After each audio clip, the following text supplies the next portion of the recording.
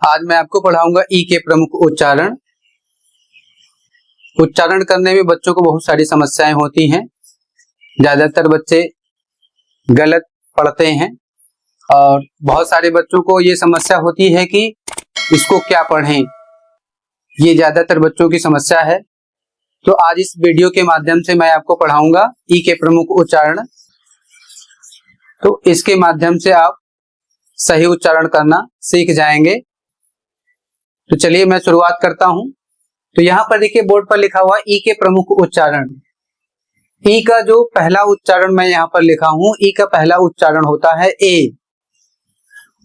यहां पर देखिए एग्जाम्पल, पहले मैं एग्जाम्पल ही लिख दिया हूं, बाद में रूल आपको बता दूंगा। तो पहले उदाहरण समझ लीजिए। यहां पर देखिए जैसे लिखा है बी ई डी, इसका उच्चारण क्या होगा? तो इसका उच्चारण होगा बेड। इसका उच्चारण हो जाएगा बेड। और दूसरा जो शब्द लिखा है एम ई टी, और इसका उच्चारण क्या होगा? तो इसका उच्चारण होगा मेट। तीसरा जो शब्द है एन ई एक्स टी, इसका उच्चारण क्या होगा? तो इसका उच्चारण होगा नेक्स्ट।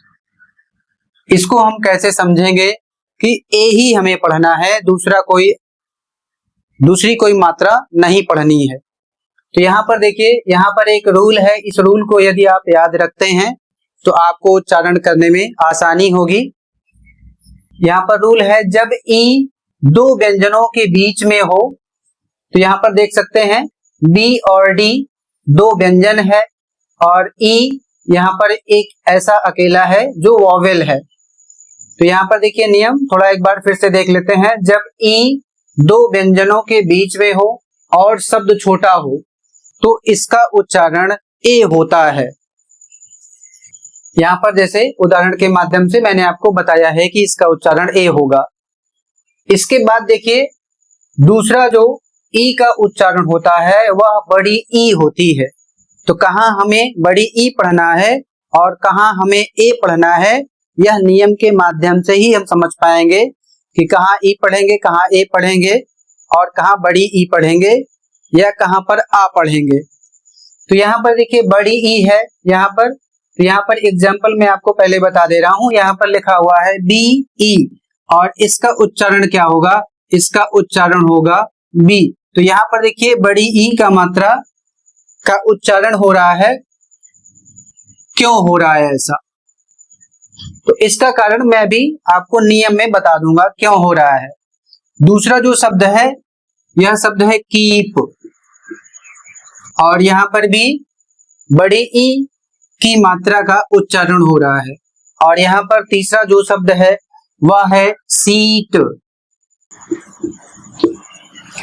अब यहाँ पर देखिए जो नियम है उसमें यह कह रहा है कि जब ई के बाद ई या ए आता है तो इसका उच्चारण लंबा और ई होता है।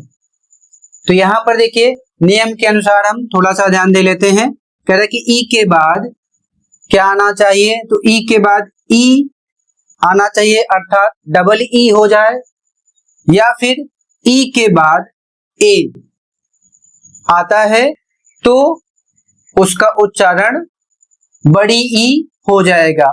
यहां पर जैसे देखिए यहां पर सिंगल अकेला ई है तो इसका उच्चारण भी बड़ी ई की मात्रा हो रहा है। और दूसरे शब्द में डबल ई, तो यहां पर भी बड़ी ई की मात्रा का उच्चारण हो रहा है, और ई के बाद ए आ रहा है। इस शब्द में ई के बाद ए आया है, इसलिए यहां पर भी बड़ी ई की मात्रा का उच्चारण हो रहा है। तो इस नियम को जरूर याद रखें, और इसको याद रखेंगे तो आपको उच्चारण करने में समस्या नहीं आएगी। तीसरा जो उच्चारण होता है ई का उच्चारण अ होता है। तो यहां पर देखिए उदाहरण के माध्यम से यहां लिखा है टीचर। तो यहां पर र हमें नहीं पढ़ना है, इसका उच्चारण होता है टीचर। इतना ही हमें पढ़ना है, र नहीं पढ़ना है। क्यों नहीं पढ़ना है ये मैं आपको बाद में बता दूंगा। यहां पर देखिए जो दूसरा शब्द है प्रॉब्लम।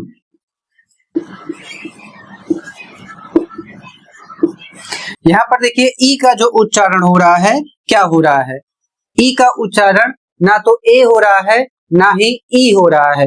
यहां पर ई का उच्चारण जो हो रहा है वह हो रहा है अ। इसके बाद अगला जो शब्द है स्टूडेंट, इसको लोग क्या करते हैं, पढ़ते कैसे हैं, इसको पढ़ते हैं स्टूडेंट, जबकि स्टूडेंट गलत है। यहां पर इसको पढ़ना है स्टूडेंट, इसका उच्चारण सही ये होगा। यहां पर DENT जो लिखा हुआ है, यहां पर ए की मात्रा नहीं बनेगा, बल्कि ई से संबंध है यहां पर आ का, ई का जो उच्चारण होगा वह हो जाएगा आ। तो इसलिए स्टूडेंट पढ़ना है ना कि स्टूडेंट पढ़ना है। यहां पर देखिए नियम है, कह रहा है कि जब ई किसी अनस्ट्रेस्ड सिलेबल, यहां पर इसका अर्थ है जिस हिस्से पर जोर ना हो, अनस्ट्रेस बहुत ज्यादा शब्द पर जोर ना हो, बहुत ज्यादा उस खंड पर जोर ना हो, तो वहां पर हमें क्या पढ़ना है, वहां पर हमें हल्का आ पढ़ना है, बहुत जोर से भी नहीं पढ़ना है।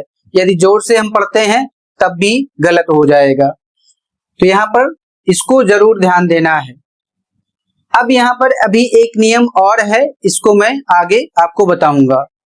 तो यहाँ पर देखिए मैं अभी इसके पहले टीचर की बात कर रहा था, तो यहाँ पर टीचर का जो उच्चारण होता है, मैंने भी इसके पहले बताया कि टीचर इतना होता है, लेकिन इसमें बहुत सारी कंफ्यूजन भी है। ये जो उच्चारण होता है ये ब्रिटिश लैंग्वेज में होता है, और ये जो टीचर का उच्चारण होता है, टीचर पूरा उसमें बोलते हैं, ये अमेरिकन लैंग्वेज में है।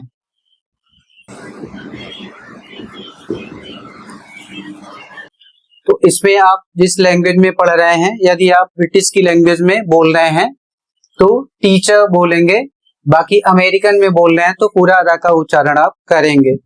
इसके बाद यहाँ पर देखिए जो अगला उच्चारण मैं आपको बता रहा हूं, ई का उच्चारण यू होता है। तो यहाँ पर यह कैसे होगा, तो एग्जाम्पल के माध्यम से पहले हम समझ लेते हैं। यहाँ पर लिखा है DEW और इसका उच्चारण होगा ड्यू। इसके बाद दूसरा शब्द है, इसका उच्चारण होगा न्यू। तीसरा जो शब्द है इसका उच्चारण होगा स्यू, और जो अगला शब्द है इसका उच्चारण होगा ड्यू।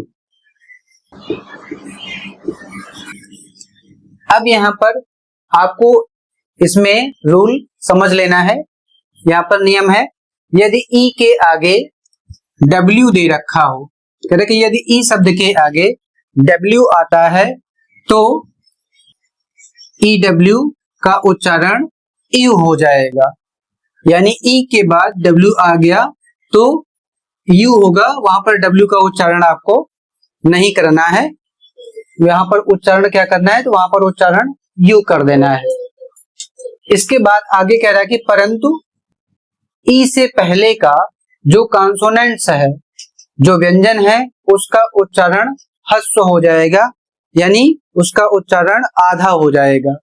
यहाँ पर जैसे देख सकते हैं सभी में आधा लिखा हुआ है, ड्यू ड आधा है, न आधा है, और सभी आधा है, और ड भी यहाँ पर आधा है।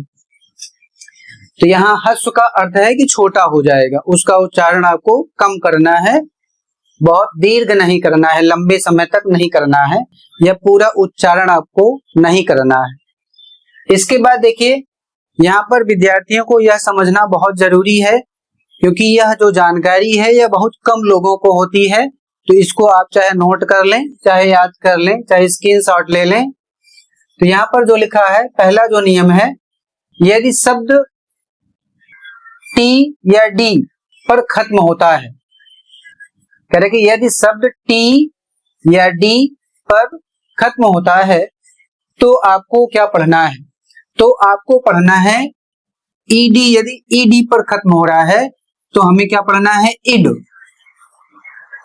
कौन कौन से अक्षर पर, तो यहाँ पर ध्यान देना है टी, यदि टी पर खत्म हो रहा है तो हमें टी के बाद यदि ईडी लिख रहा है, आ रहा है, तो हमें पढ़ना क्या है, हमें पढ़ना है इड। और डी के बाद भी यदि ईडी शब्द आ रहा है, सॉरी ईडी अक्षर आ रहा है, तो वहां पर हमें क्या पढ़ना है, इड पढ़ना है। जैसे यहाँ पर एक उदाहरण देखिए, उदाहरण है WANTED,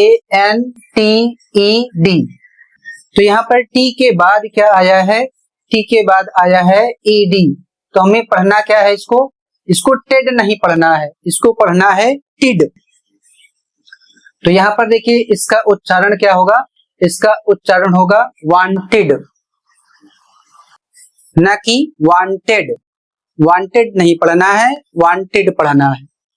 तो यहाँ पर देखिए यदि शब्द वॉइसलेस साउंड है, PKS पर समाप्त होता है, तो वहां पर आपको क्या पढ़ना है, तो वहां पर ईडी को आपको ट पढ़ना है, वहां पर डा नहीं पढ़ना है।